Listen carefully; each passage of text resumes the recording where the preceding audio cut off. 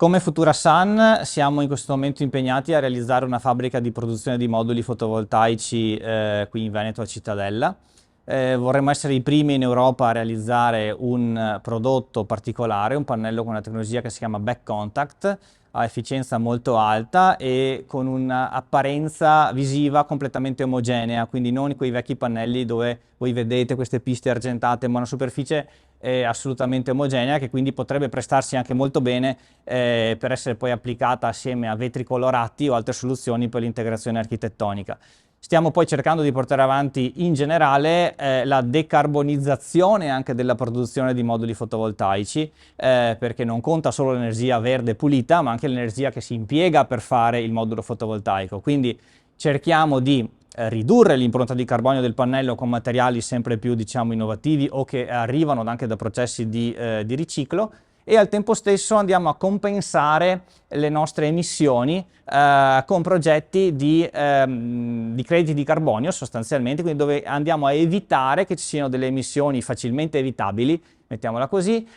con processi di combustione e grazie a questo nostro investimento possiamo compensare appunto le emissioni legate alla produzione del modulo che per quanto poco in qualche maniera ci sono. Le prospettive sono molto buone. Sul mercato sarà in crescita sicuramente in Europa per quanto riguarda il settore fotovoltaico nei prossimi anni, sia per gli impianti su edificio sia per gli impianti di medio-grande taglia, anche grazie all'aiuto dei sistemi di accumulo. Allora, Futura Sun nasce in Veneto, però si sviluppa negli anni dal 2010 in poi in Cina, dove piano piano, grazie all'esperienza dell'amministratore Alessandro Barin, siamo riusciti a ritagliarci il nostro spazio. Dapprima, diciamo, eravamo visti come gli stranieri in Cina e al tempo stesso come i cinesi, se vogliamo, in Italia. Poi piano piano si è capito che il nostro approccio di cercare di creare un ponte tra queste due anime, tra queste due culture diverse, era un vantaggio sostanzialmente per entrambi. Quindi quello che abbiamo cercato di fare è portare nella produzione cinese, nel manufacturing cinese,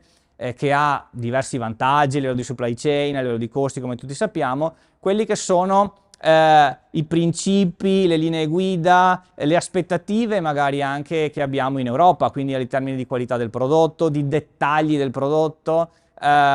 di come anche poi il cliente debba essere seguito. Quindi cerchiamo di far lavorare meglio che possiamo questi due mondi che sono comunque molto diversi, che hanno dinamiche culturali molto diverse al di là di quelle politiche, però in questo momento non possiamo prescindere dal fatto di cercare di lavorare insieme. Oltre ai progetti legati, diciamo, agli impianti classici, sviluppiamo impianti un po' particolari in Africa per diverse situazioni estremamente rurali, vuol dire proprio le capanne, i pozzi per l'acqua, ospedali, chiamiamoli ospedali, diciamo piccole cliniche rurali, perché in quei posti l'energia serve effettivamente. Noi qui abbiamo un ragionamento più di tipo economico sulla convenienza di usare il fotovoltaico o usare altre fonti, però siamo, tra virgolette, fortunati che quando accendiamo l'interruttore l'energia è sempre disponibile. Però immaginatevi di vivere completamente al buio, di non poter far nascere un bambino perché è buio, è notte, di non poter conservare dei vaccini perché non c'è l'energia per un frigorifero, o di non poter studiare per un bambino perché è sera, è buio e non può avere la luce per studiare. Quindi in quei contesti là, a titolo personale, diciamo, trovo la maggior soddisfazione nell'applicazione della tecnologia fotovoltaica, perché si torna al fotovoltaico delle origini, dove si deve risolvere un problema concreto, reale di vita.